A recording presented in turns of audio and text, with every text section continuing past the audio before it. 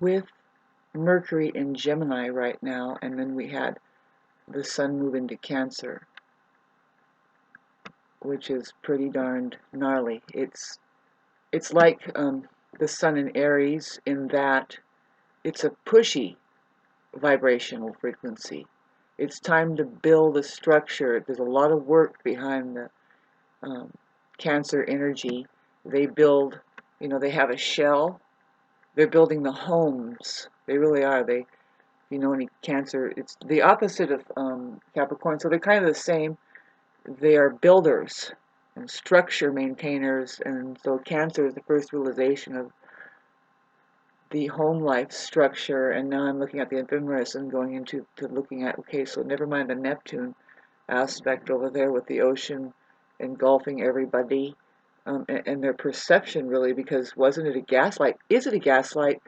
I say yes. Well, as it's all a gaslight, babe, we are under the influence of a massive gaslighting here. Who has a handle on reality at all? And that would mean that you are Christ consciousness. That's all.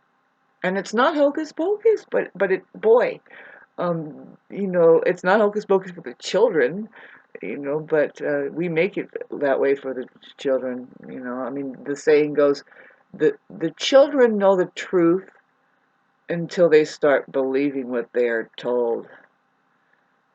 Back to the media and what we know now. By the way, my friend was right. He said to me a while ago that, the reason why I don't know what reality is because I don't watch the news. That's why I don't.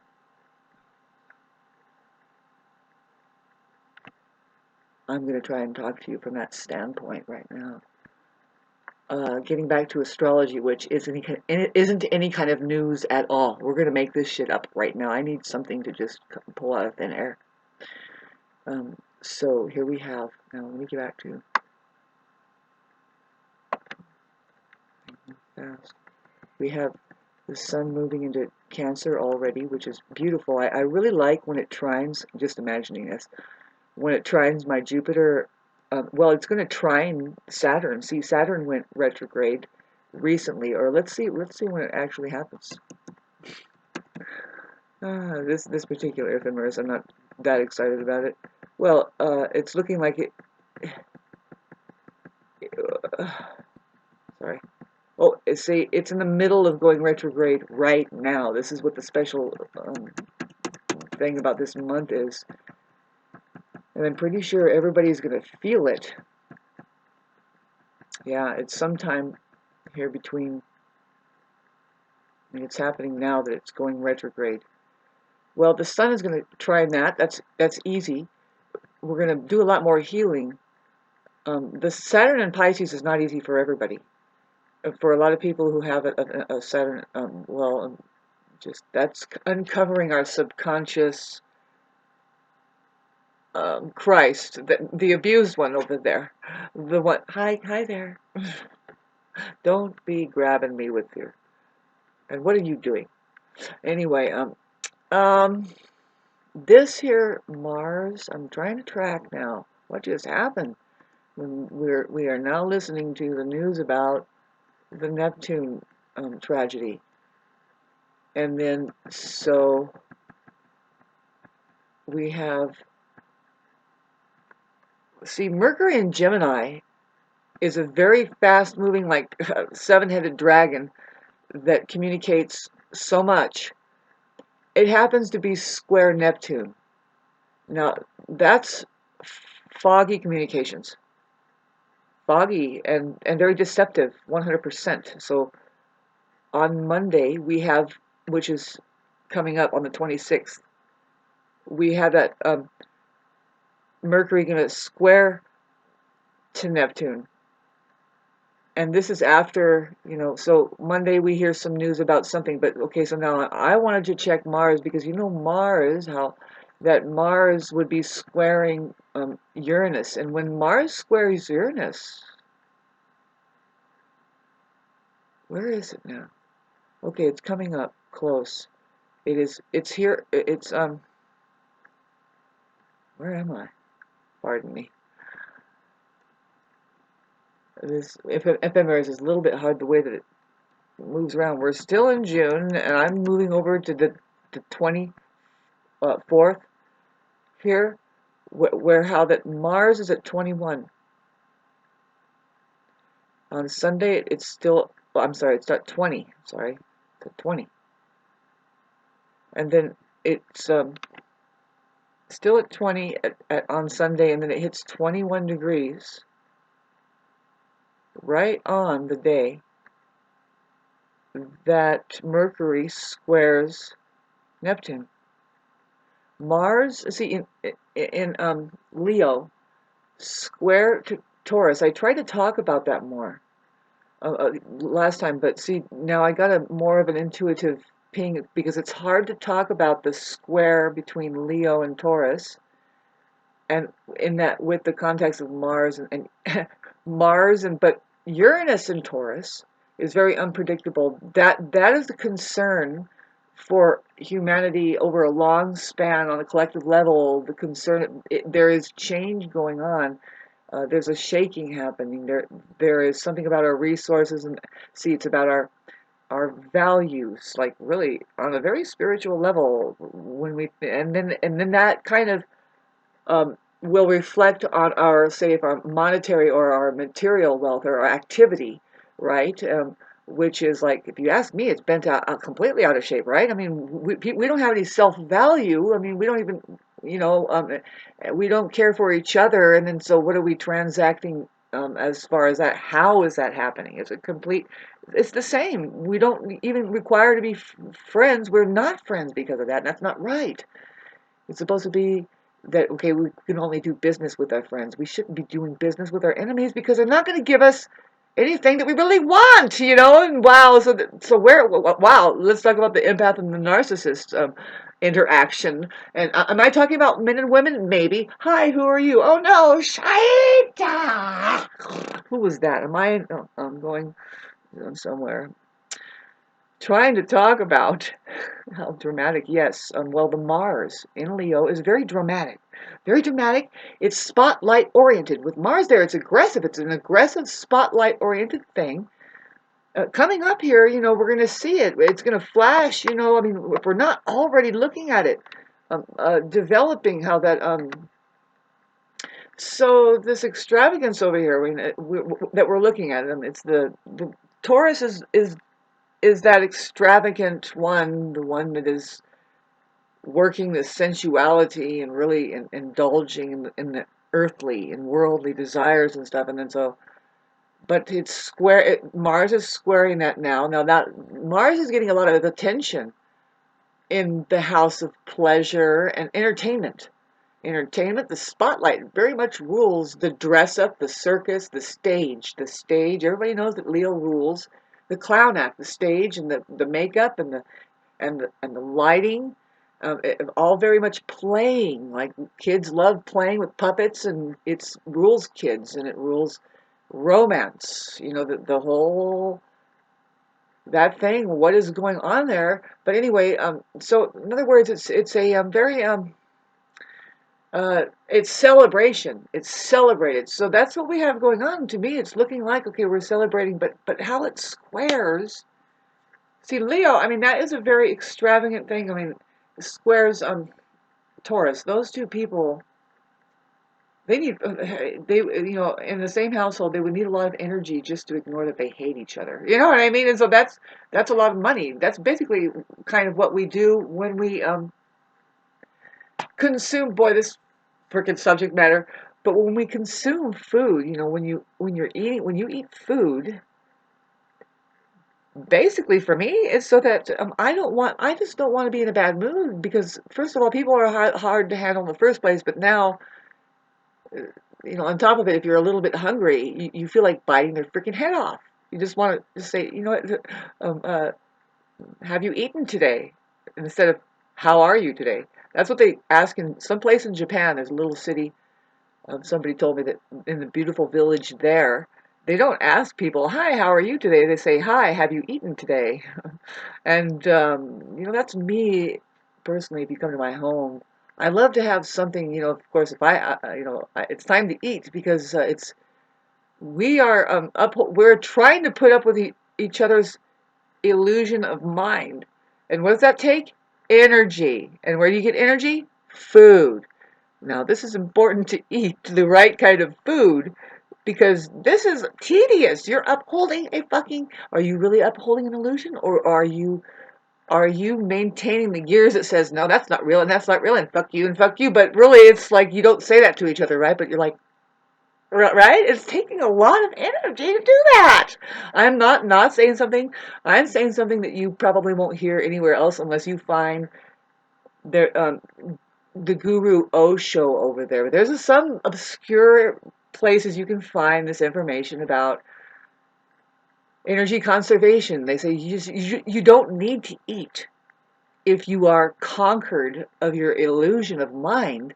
And now you're just living on prana. Of course, you're leveled out your whole metabolism, and I'm not a very good example of it, by the way. You see how much fat I have on me. I'm storing all kinds of liver in my body, and no, just kidding. No, it's important. Boy, you can see, like I said, there's obscure information that will confirm if you happen to be really working at the level that the body's potential as a human being is able to process out. It's along with the mind. You use your mind in a certain way. You focus. You say woo, and through prayer, it's really just being with it. You don't have to dwell on your traumatic injury or boy how just a person. I put something on here. It's kind of unlisted because I don't want to really like be one of those people that drags people. But sometimes I like listening to other people's like minuscule life associations and problems and little whatever things they're hanging up on or whatever. But boy, what did you eat enough food? Do I have enough food to continue all of this? Fucking, gears spinning in front of your face. It's much better. For me, I'm getting ready to get a job, at least a part-time job. But I'm hoping that something right will come for me. There's a lot of Airbnb work, and I just have to admit, okay, that's crazy. But some of these people are crazy, babe. Some of these people that you start working, the new agenda, like whoever these makers are, to hire you as a service person or something, they have a terrible etiquette. It's strange,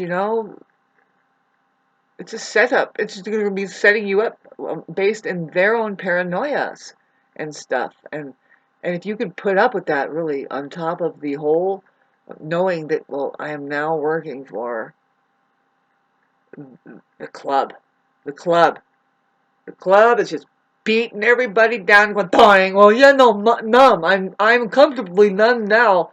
I have my cash money, and then you just do what? You put your meta goggles on and sit there for the fucking rest of your. I don't know, babes. Something may intervene. We have on Monday here, and I'm talking. This is Saturday right now. I'm sitting here talking to you on Saturday. We have the moon. The moon. Holy smokes! By the time Monday gets here, at the same time, the moon is going to square Mercury. It's going to cause a T-square on Monday. Now, something else in the sky that I'm not aware of, there's a mutable, I guess it's a Grand Cross coming up.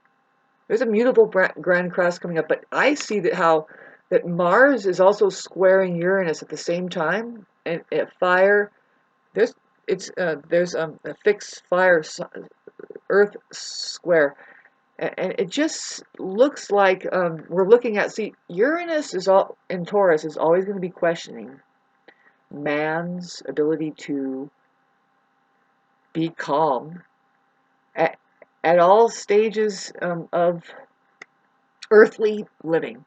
And that means not catering to the desire of mind so much that, the illusion of mind begins to set up um, capitalism based on trying to uphold its desire, which is many fears, of that it's just not not real. It isn't real, so it'll never be real. So whatever you want to make real, I mean, through money, God, I am trying to look for some things, and I was walking, and everything changed. I was trying to talk about that, and as far as this mall, I don't like to go into malls, but there I am. It's like, well, there isn't any of the shops that I used to know. It's been that long, and they've all changed and stuff. But when I noticed, I walked past the most busiest places were these places where they were doing their women there, whose geometry is completely off, by the way. I'm sorry, but must be because now their inner geometry is off. I don't know. Is it really all about doing your eyebrows? And so they were. That's what's the busiest place. People were.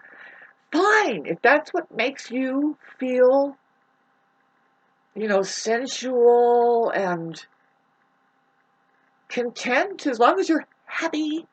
Can you give somebody a contact high after you have spent how much money on your hair and then your nails and a lot of nails, a lot of doing your eyebrows. The eyebrow shop was really pumping with people flat, and so there was somebody else there going, and it's like,